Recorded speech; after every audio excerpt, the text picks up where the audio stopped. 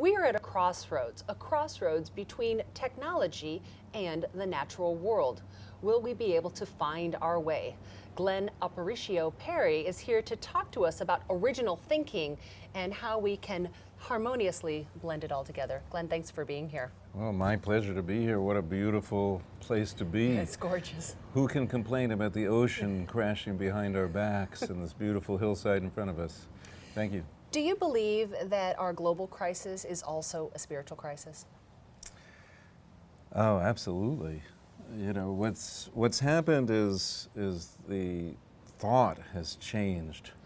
And it's changed very surreptitiously. It just happened a little by little, and then people didn't even realize what was going on.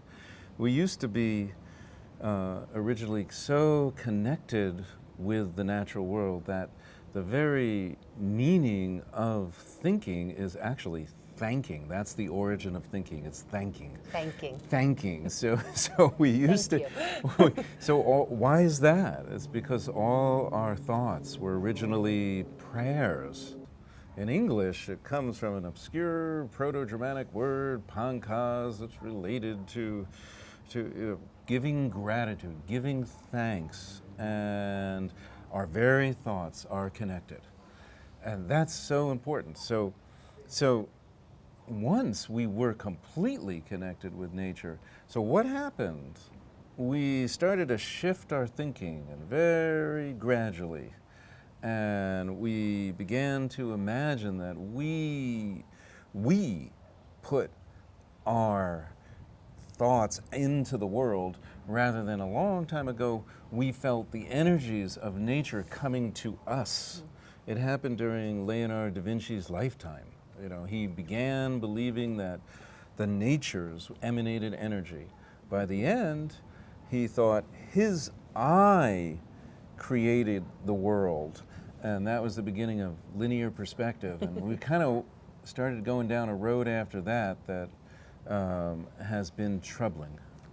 The title of your book, Original Thinking, there's a little play on the word original. Yeah, it's a playful title. It's not about saying something that's never been done before or said before.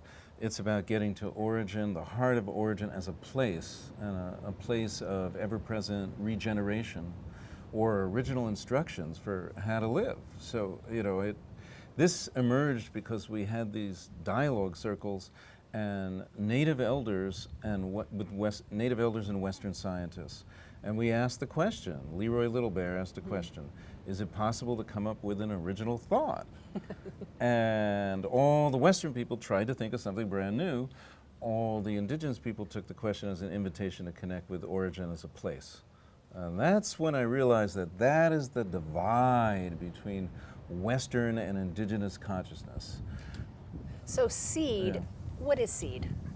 What was the organization SEED? Yeah, you're the head of SEED. What is SEED? I was the head of SEED for 17 years, Okay. and it was a nonprofit organization that it stood for Source for Educational Empowerment and Community Dialogue. It brought together Western elders and indigenous scientists in these dialogues.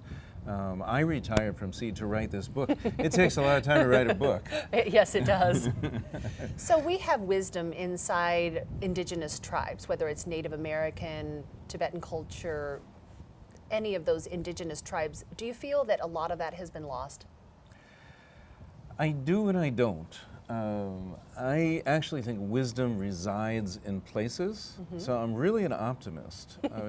I think, you know, I know you do work with Reiki, you know, and what you're tapping into is universal energy. You are aware that energy flows into the body from the crown chakra and coming from the heart, it can come in through the feet. It's the same with thought, it's the same with wisdom. It's there, it's present. It doesn't really necessarily, it's not necessarily stored in a library or somebody's head. You know, it can be accessed. It exists. It can, yeah, we can get it back. And that's what my work's about, getting it back. In your book, you also talk about the divine feminine. And in many cultures, the feminine is, you know, the one who births, the mother, the creator. But yet in our modern world, we're very patriarchal. Can you speak to that?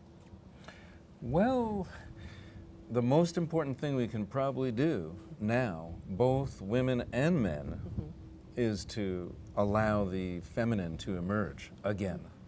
Because that's part of what we've been suppressing the feminine along with nature at the same time, and indigenous peoples. So my work is about recovering the connection to origin as a place. Once we replace place with time, we actually start confusing progress and we call distance from the origin, we call that progress. That's kind of the masculine way, the hero's journey, going out, away from origin. And the origin it feels more to me to be feminine. It's a place of wholeness, coming back to. And so we've been kind of on this hero's journey. It includes women too. Women have accepted this idea that we're progressing and forgetting about our connection to place. That needs to be recovered in the same way we have to recover our connection to the feminine, wholeness, beauty, interconnection. So the interconnection is within ourselves. It's in our heart. It's in our being. How do we reclaim that? We have to reclaim it by understanding that what we're calling thought is just this pigeonhole little linear mental rational aspect, and really we are connected. Our thoughts are emerging from the land, and they're bubbling up through our feet, and then we have a gut feeling. We have just as many, we have all kinds of things going on in our gut actually, yes. Which is creating. It really is related, and then then our heart. Everybody knows about the heart as an organ that is capable of receiving love. It's also capable of receiving thought, and it has all these connections between the gut, the heart, the brain. It's all one flow, and we need to recover that. We need to recover that to feel whole, to not try to shut ourselves off from our feelings, because those feelings are connected with the actual nature. What is the role of storytelling? I mean, I know you had these meetings over an extended period of time, and with both the elders and scientists. And it used to be that we preserved our culture and our beliefs and our spirituality through stories. But it seems in the modern world we don't share stories the same way. I would say we still do. I mean, look, we're here in Malibu. We're not very far from a gigantic movie industry. That's true. And, yeah, the stories that are in films, that's the modern way where modern Western culture is sharing. And some of them are really beautiful, films like Avatar or something, which I think James Cameron's probably right around here, and that's a beautiful film that awakened people to what was going on actually in the real world if they investigated it. Absolutely. Yeah. So the elements, what is the role of the elements? Everything. Thank you. Thank you for asking. I mean, if I could ask for one change in the modern psyche, it would be for people to understand that the elements are alive. See, right now, in Western science, we consider the elements to be the constituents of life. So we realize that water's important, light's important, air's, light, air, water, earth are important, but we think they have to come together in some kind of magical soup to create life. It's like Frankenstein, it's like, it's alive, it's alive, that's what we think has to happen, but actually, in my view, it's all life. It's all life in various, organization. It's either organizing as what we call life, or it may be disorganizing to reorganize later in what we're going to call life. It's all one process. And if we realize that, then we have a direct connection. I mean, I pray to the elements every day, light, air, water, earth, and I ask for people to remember that they are alive, because it's so important. If we remember the elements are alive, we would start treating them that way. We wouldn't be drilling for oil in the water, because we're 70% water. And so we wouldn't be messing around with something that important. We understood this before. All indigenous people understand this pretty much. But Western people have gone, yeah, we've gone away from it. We need to come back to it. So in one's everyday life, if they want to have this shift and to have a deeper understanding of the elements and the world that we live in and how we can honor it, what are some very specific things that we can incorporate? Thank you. Well, that's a beautiful question. I mean, you could begin with prayer. You could actually just make a relationship with water. You know, become aware of your own heart as water. I mean, I had an experience when I was in Costa Rica where I was there ostensibly to swim with dolphins. I was leading a group. And we went, you know, I had a vision where I was dolphin and I dove down to the bottom of the ocean. And just before I got to the bottom of the ocean, I remembered I'm a river dolphin. So I came back up. And then I came back and consciousness rose up over and I was able to look down on the dolphin, which is swimming now to the mouth of several rivers. And the rivers are alive. They have energy, prana, and I felt the drumbeat of and a heart rhythm, and I became ecstatic. And it was like that was Mother Earth's heart. And when I came back and told this to a native elder, Grandfather Leon Secatero, he said to me, Glenn, what's going on is exactly what you're feeling. The reason why we have so much cardiovascular disease on this planet is because we're damming the ventricles of Mother Earth, which are her rivers. So that kind of connection is how we can begin to feel that there isn't a separation between the water within us and the water without us. Another way is just to meditate, and concentrate or think of air as breathing in as the universal energy like you're doing with Reiki. Because, hey, if that air wasn't alive, if it didn't have energy, how is it keeping us alive? Right. The same for the water. We drink this water, and if it weren't alive, how come it keeps us alive? So it may sound simple, but yeah, those kinds of practices, just building a relationship, that's good. And when we look at our lives and where we're headed right now, how important is it for us to make this course correction? I think it's critical. I mean, as long as we continue to believe that our consciousness is separate from nature, we're going to treat it. We're going to treat it. You see the word it? We've itted Mother Earth to death, is what Dan Moonhawk Alfred used to say. It's all in our language and the way we go about it. Mother Nature has the ability to self-correct, to heal itself. We're seeing many traumatic natural disasters, earthquakes, floods, devastation. Is there more to come? Well, I'm not going to sit here and prophesize, but I say yes. I believe so. Yes, there's a lot more to come because Mother Nature cleanses herself, and when things are out of balance, things happen. So this is a very simple example. It's like, look at a river. If you take out the forest, if you deforest or clear cut around the river gets angry. Rivers like to be cool. They like to be protected by a certain temperature. So yes, it has an immediate effect when we do things like that. There's another example is the aquifers. So a lot of the aquifers are being drained for water, for use in farming, agricultural, even bottled water.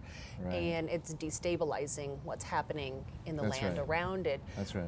Why are we not able to understand that connection, do you think? What's getting in the way of what is so obvious to some of us? It's very simple because we believe science that says water is H2O, just these molecules. Water is a very complex thing. It picks up all kinds of allies, if you want to call it that, when it filters through soil and stuff.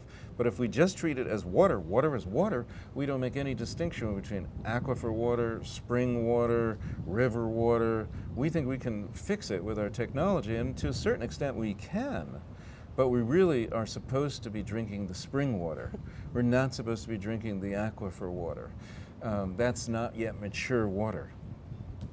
You know, I learned from the Hopis. There's a relationship. Vernon Masayesva, Jerry Ano, Hopi elders, they did a conference on water, and they were talking about how all the waters of the world interact with each other. You know, the underground water is talking to the water in the sky, and the water in the sky is talking to the lakes, the rivers, oceans. Everything is in relationship. And that was fascinating for me because I never thought about it that way before. Well, if you think about it and you apply the metaphor to our body, you know, the vein in our hand is related to, you know, the vein in our foot. Yeah. They're not separate. They're all Right. interconnected. So even if there's a distance apart and they're in a different part of our body, a different part of the earth, it does make sense that it would all be connected. That's right. And my work is also about remembering how to think like nature thinks. That's the work of the Circle for Original Thinking, a think tank that we're starting. Mm-hmm. And you know, we think like water. And how Fluid. well, we should aspire to think like water. And also, even though people think it's pejorative to say you're thinking in circles, actually, that is how water moves, and that's how we need to move, because we need to act in the right way at the moment. And sometimes that's letting go, evaporating our thought, and sometimes it's getting a brainstorm when when the thoughts have mixed with other clouds, they hobnob, they come back to earth. It's a brainstorm, and that's good. So if you were to hold a vision for humanity coexisting on Mother Earth for the future, what would your vision be? My vision is for people to remember that the wisdom is all here.